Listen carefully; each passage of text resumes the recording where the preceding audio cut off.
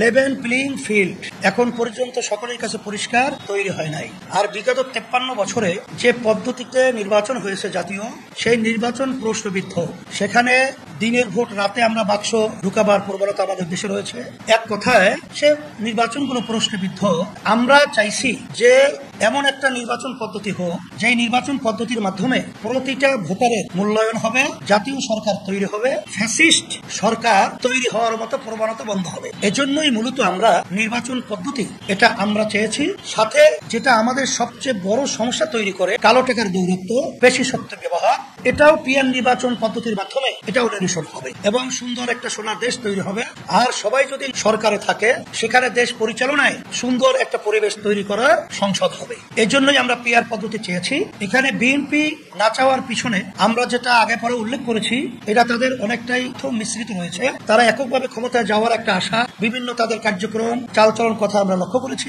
এখন তারা এই পিআর নির্বাচনের মাধ্যমে একক ক্ষমতায় যাওয়া এবং আগে পরে যে ফ্যাসিস্ট চরিত্র এইটা তৈরি করার সুযোগ থাকে না বিধায় এর ব্যাপারে তারা খায় না মাথায় দেয়। এই ধরনের মন্তব্য অযৌক্তিক অরাজনৈতিক শিষ্টাচার বহির্ভূত তারা করে আসছে। এখনো পর্যন্ত দেশের মতো দেশে পিআর পদ্ধতি নির্বাচন চলছে। বেশিরভাগ বাংলাদেশের ভিতরে রাজনৈতিক দল এই পদ্ধতিতে নির্বাচন চায়, তারপরেও তারা এই ধরনের আচরণটা, এটা আমরা দেশের বলবো এক কথায় আমাদের জন্য কলঙ্ক এবং আমাদের জনগণের দুর্ভোগ। এটা তারা আবার নিয়ে আসবে, এটাই আমরা মনে করছি।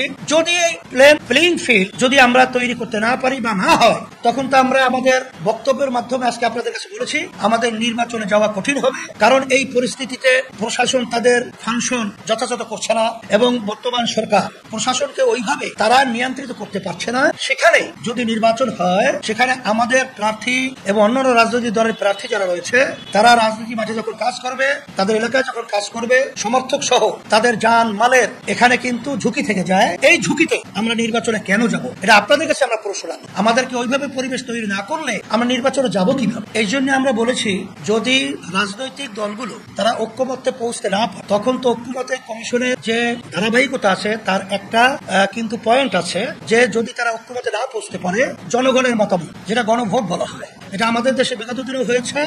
আর এইটাই আমরা চাইতেছি, যদি তারা ঐক্যমত্যে পৌঁছতে না পারে, তখন বর্তমান সরকার হয়তোবা অধ্যাদেশ জারির মাধ্যমে তারা এটা একটা ব্যবস্থার পথ তৈরি করবে, অথবা গণভোটের মাধ্যমে তারা এটাকে সমাধান করবে। তখন তো কার কোনো কিরুকাল থাকবে না, কারণ জনগণের মত হলো এটার দিকেই তো সরকার যেতে হবে। প্রজাতন্ত্রের তো এটাই সিদ্ধান্ত, আর এটাই বাস্তবতা।